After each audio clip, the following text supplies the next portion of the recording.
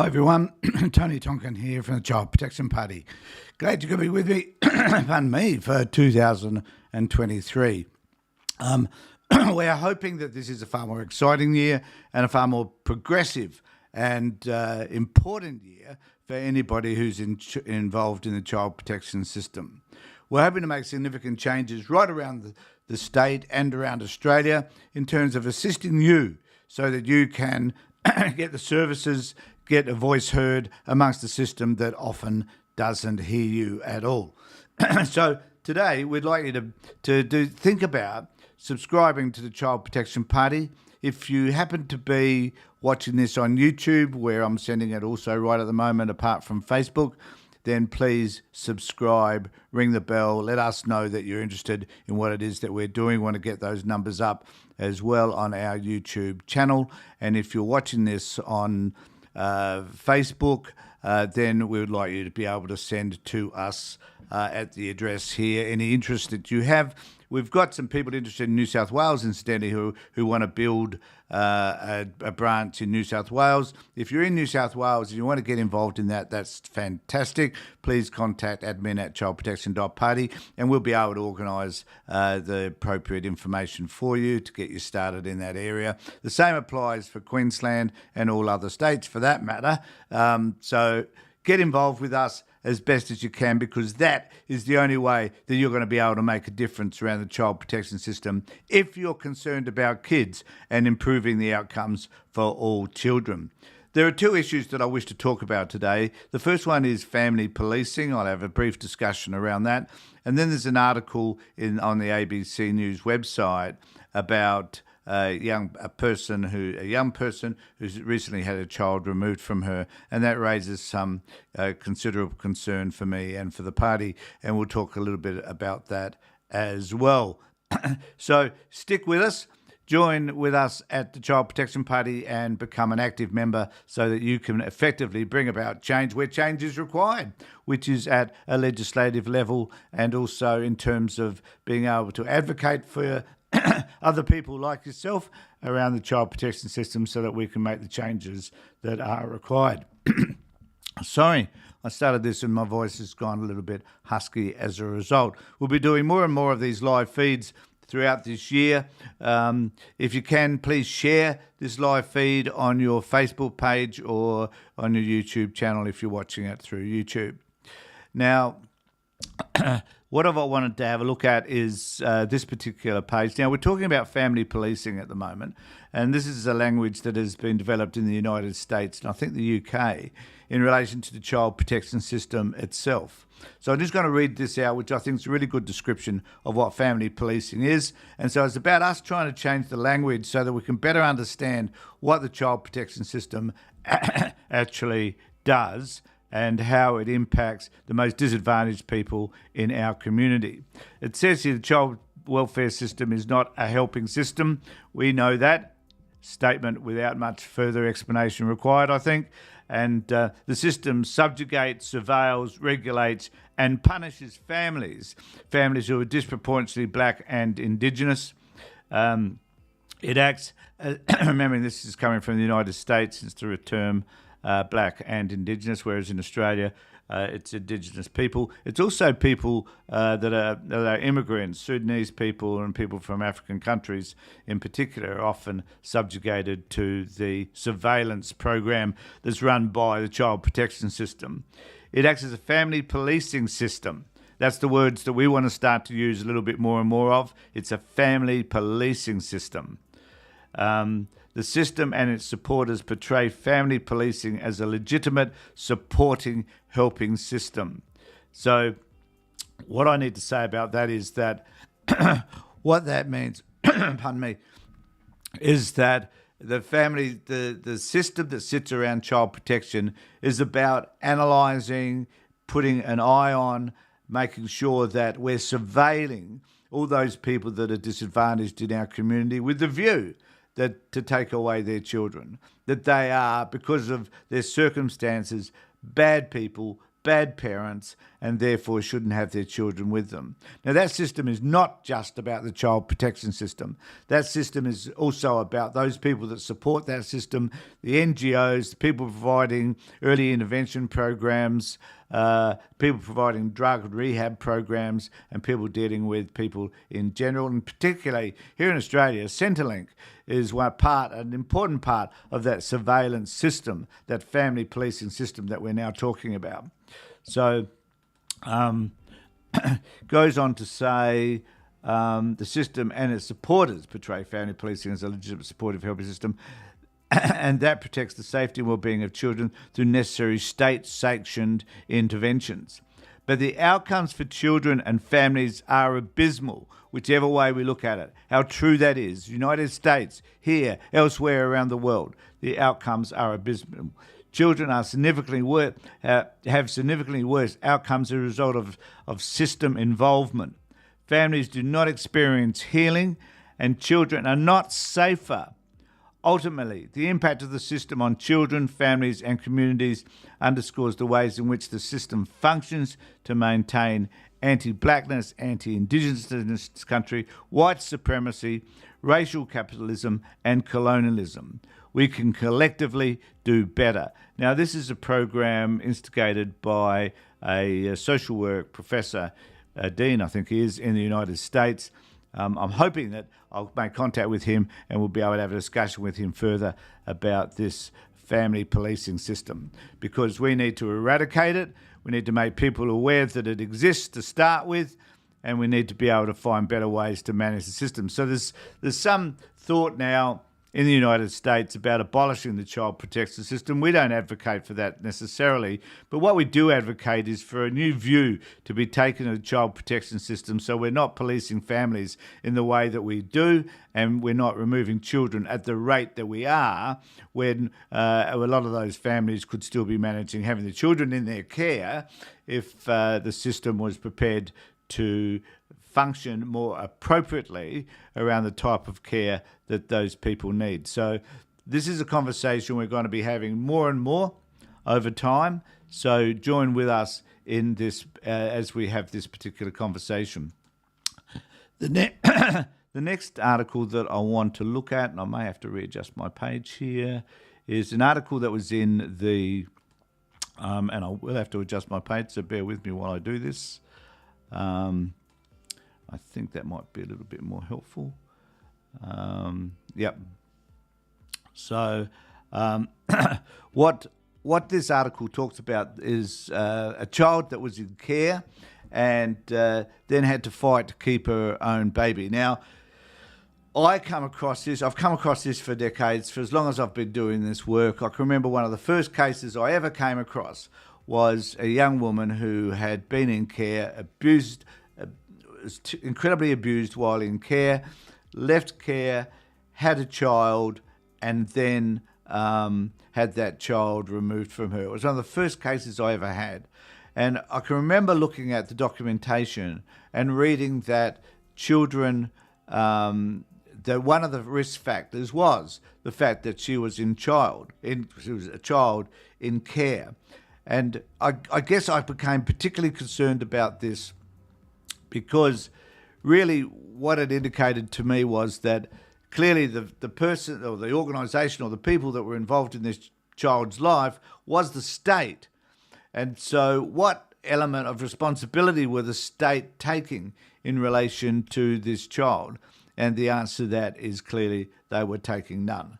That at the end of the day, they saw their responsibility around this child and her desire to have a child of her own, and the fact that that was a risk factor.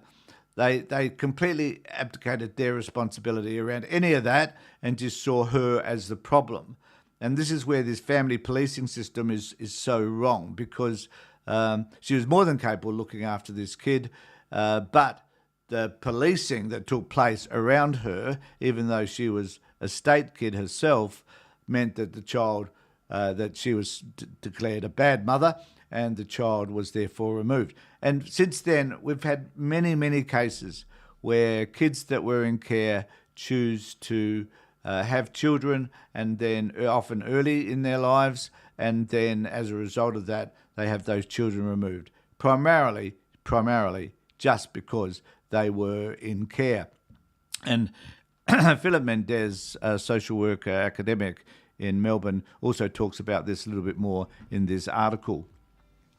So it goes on to say, an offspring of the child protection system, Chloe, not a real name, was desperate to have her own baby out of state care, but her son was still taken.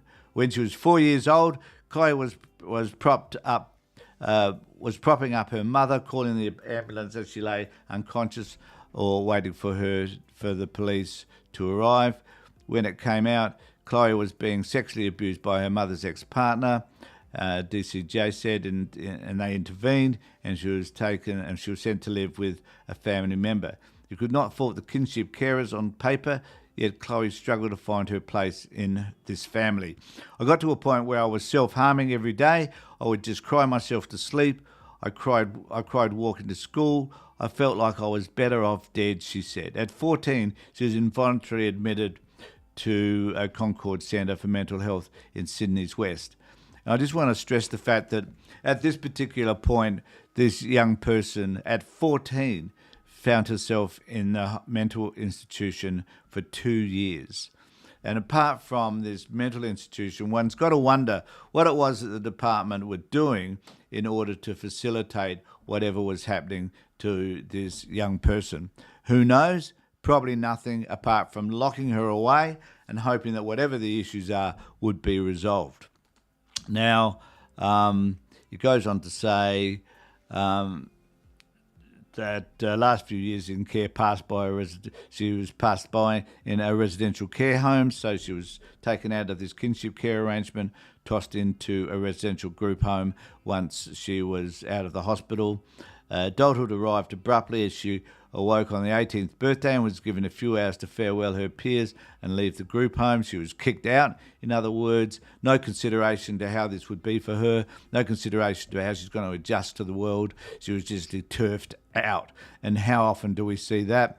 The remaining hours of her milestone birthday were spent in a hotel room organised by her caseworker. From then on, she was couch surfing because this kid was on her own. I had a caseworker chasing me up saying that they had to do a review simply for the fact that I left care a year before she should have, like that would have made any difference. Having always wanted kids, she was excited by expecting, but the pregnancy itself was difficult. I went into the hospital because I was having cramps early on in my pregnancy, and I didn't know if it was a miscarriage or not. I was like a blubbering mess. It was that hospital visit that caused the hospital to call the department. Can I just remind everybody that here's a person who spent 2 years at 14 in an institutional hospital. And as a result of that, one can understand how she may have felt about being in hospital on this occasion, given her past experiences around being hospitalised. I can't stand up there. I can't say no.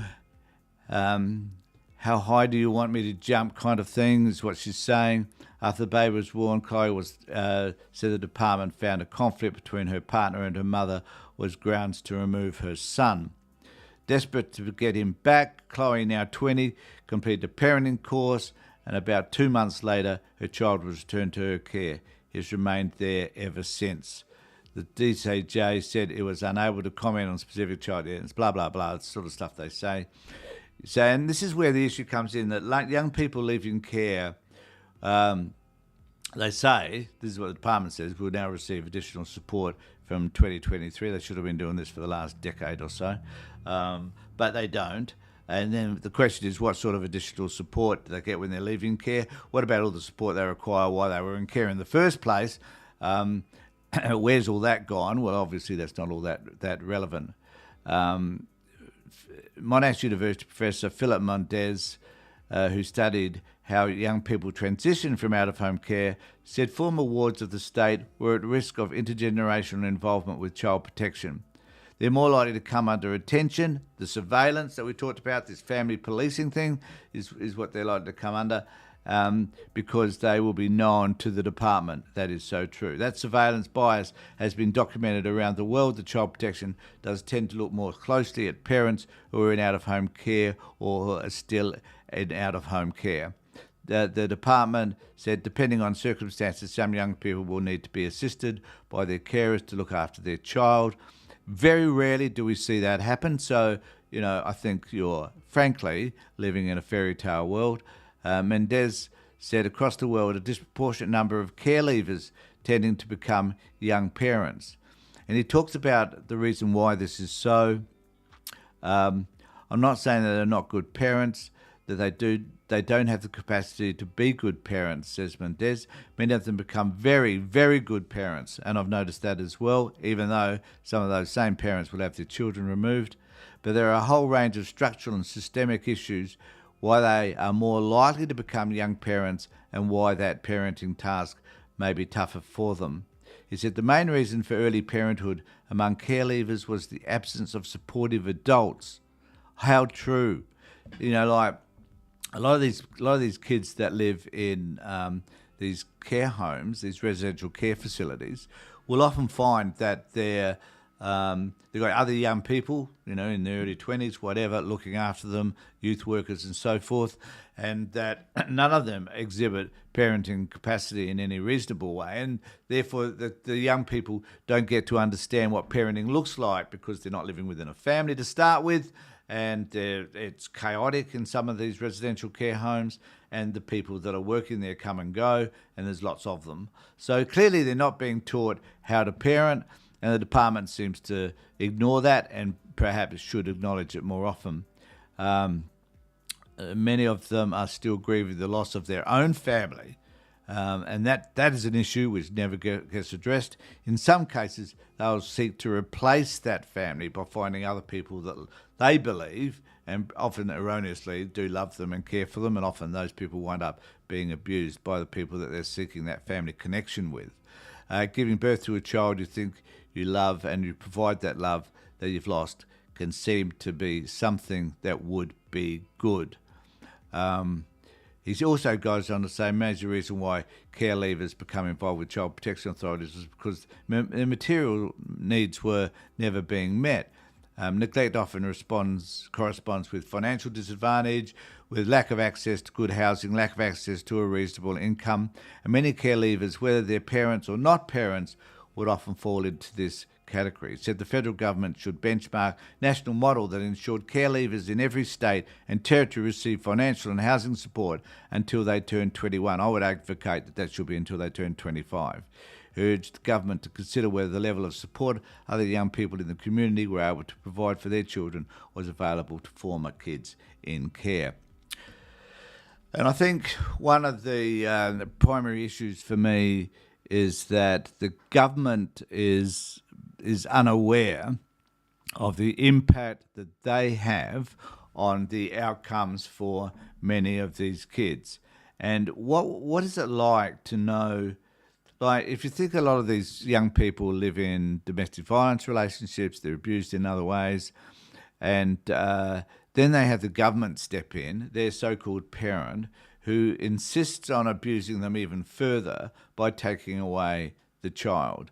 Now, I know for a fact that many of the people that I work with who are young, who have children, simply desire to have somebody in their lives that loves them unconditionally. And you get that from a child. So the need to have children is understandable under these circumstances because the need to be loved is so strong and so intense.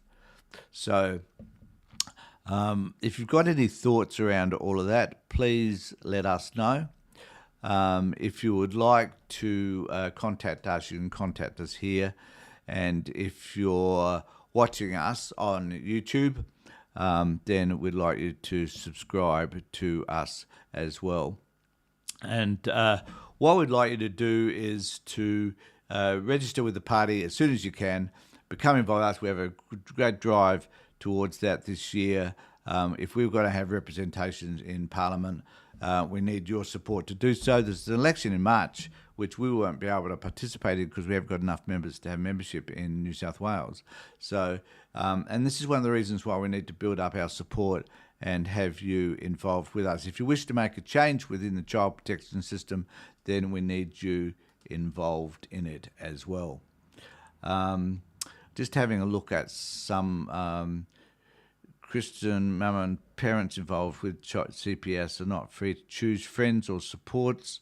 Everyone involved in our lives come under the scrutiny and judgment of CPS. Anyone with a history of any kind, such as with CPS, police, mental health, drug use, alcohol, and so on, redeem themselves, is not apparently able to redeem themselves. So true, Kristen, love it. It makes creating and finding that support network everyone's needs